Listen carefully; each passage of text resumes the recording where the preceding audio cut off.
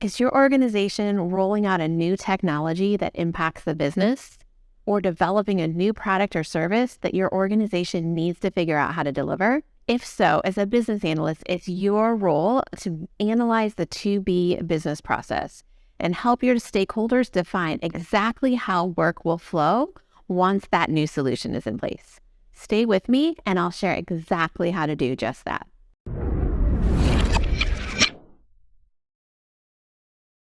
Hi, I'm Laura Brandenburg with Bridging the Gap, where we help you start, succeed, and excel in your business analyst career with weekly videos on business analysis tips and techniques. If you're not subscribed yet, make sure to do so and hit the notification bell to stay in the loop with all of our new videos. So today we're going to be discussing the to-be business process and how business analysts can analyze different organizational processes to help improve the business operations and provide more clarity to all members of the organization. So first, let's start by defining what a to-be process is. A to-be business process defines the future state of a business process in an organization. So typically, the analysis goal in putting together the future state process is to clarify how the business process will work at some point in the future once changes have been made in the organization. And those changes could be business changes or technology changes. So a to-be business process contains all of the sections in a typical business process model: a description, a list of rules, a list of steps and exceptions, a process map, perhaps even some business rules. So to get a rundown of these elements, you can download our business process template. It's absolutely free. When it comes to defining the future state, it's really important for you as the business analyst to bring some structure to that analysis process, right? As often these discussions can really start to go all over the place without a defined structure. When we're talking about the to-be, it's like anything goes and conversations start to fly all over the map. So to start defining the to-be process, you'll want to start by involving all of the key stakeholders that are involved in the process today, or that what you anticipate will be involved in the process in the future. So you should have at least one stakeholder representing each functional area or role impacted by the process. Most often, it makes sense to start by analyzing the as-is business process so that the entire team is aligned around the current state before defining the future state. I did a video recently on the as-is business process that you can watch by clicking the card on the screen now. So if today your team is using a spreadsheet and email communication to manage a process, and in the future we're hoping to use a tool or some sort of software system, you want to get clear on how that flows first. Like, how does the spreadsheet and email communication flow and who all is involved as a starting point so that you know exactly what to automate. Now, next, you want to be clear on what problem you are trying to solve by updating the process.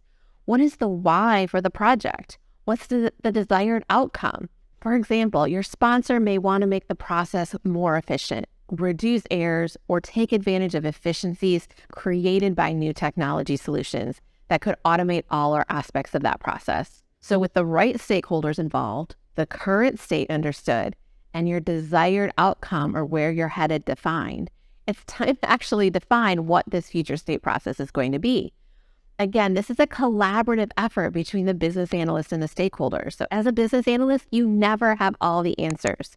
You can suggest ideas, you can propose solutions, but you really need to involve your stakeholders in the process of defining the process. It's a little meta. So as a business analyst, you may want to bring in that as-is business process documentation as a starting point, or maybe even just the high-level process map and mark it up with some suggestions and opportunities. This way, everybody has something to start from. It helps keep the meeting focused on what the desired outcome is. But if this is a completely new process, you would start by defining the beginning and the ending of the process. So what's true when this process starts and what needs to be true when it's done or complete, right? So that way you're really clear on scope. And then you can just start visually mapping out the steps in between. And often, you need to get to that fully fleshed out template, which is available at the link below, you would start with a process map. So you're just looking at the high level and starting to map in those pieces in those steps. And you can then rework it and move it around. And often what happens is, there's a lot of rework and splitting apart and breaking things apart into multiple processes or combining them back together as you go through that process.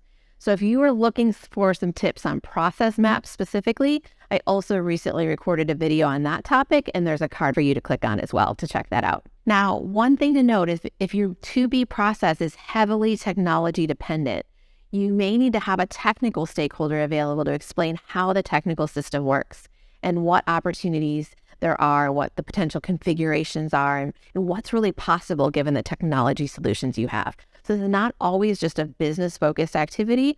Often we need to have a technology expert as well. And this is why you will often see business analyst roles include some sort of technology requirements, like expertise in a specific software system, because they want you to be able to bring that expertise to the meetings as you meet with your business user. But if you don't have that expertise, you just need to bring it into your team by involving a technology stakeholder. Not your whole technology implementation team, but somebody who can speak to the possibilities of technology. Now, you've completed the analysis of the future state or the to-be process when you as the business analyst have thought through all the implications of that future state and your stakeholders have approved the updated documentation, essentially saying, yes, this is how we want the process to work, right? And then you are ready to define any software changes in terms of the functional requirements that are needed to support that to-be process and start building organizational assets that will support the new process, like templates or training. If all of this seems like too much, again, don't worry, you don't have to start from scratch.